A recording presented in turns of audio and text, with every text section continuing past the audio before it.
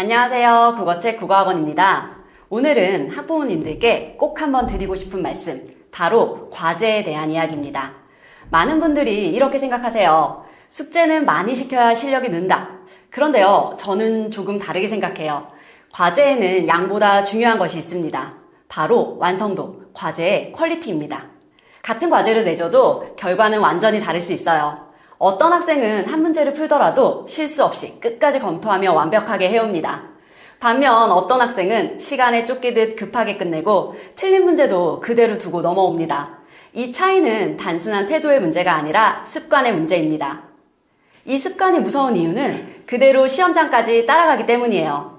수학을 예로 들어 볼게요. 우리는 흔히 계산 실수를 실수도 실력이라고 말하죠. 그런데 저는 그렇게 보지 않습니다. 어렸을 때부터 문제를 완벽하게 풀지 않고 숙제만 끝내는 방식으로 공부해온 결과라고 생각해요. 한 문제를 풀더라도 정확히 끝내지 않는 습관, 그게 쌓이면 시험에서 실수로 터지는 겁니다. 영어 단어도 마찬가지입니다. 하루에 30개, 50개 외우는 과제가 주어졌을 때 어떤 학생은 그날 완벽하게 자기 것으로 만들어요. 반면 어떤 학생은 순간 암기로 시험만 넘기기 바빠요.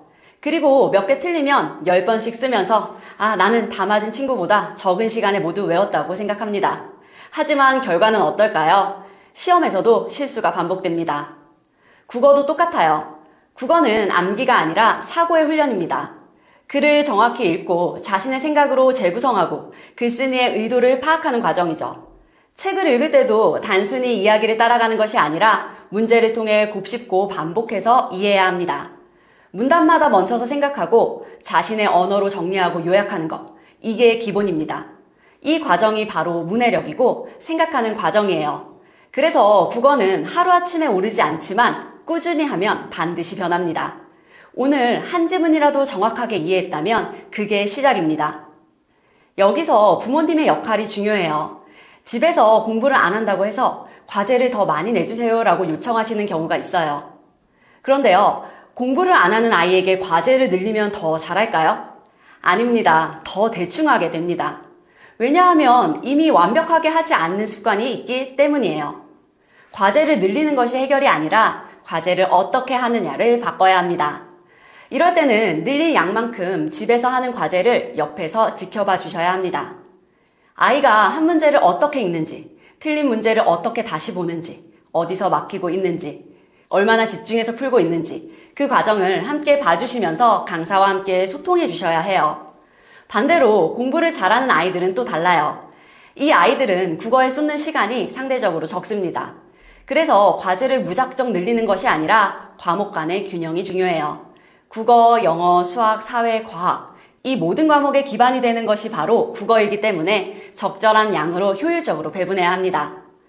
대형 학원은 과제가 많아요. 물론 그 과제를 모두 소화하면 좋은 결과가 나옵니다. 하지만 그 기준은 잘하는 학생에게 맞춰져 있어요.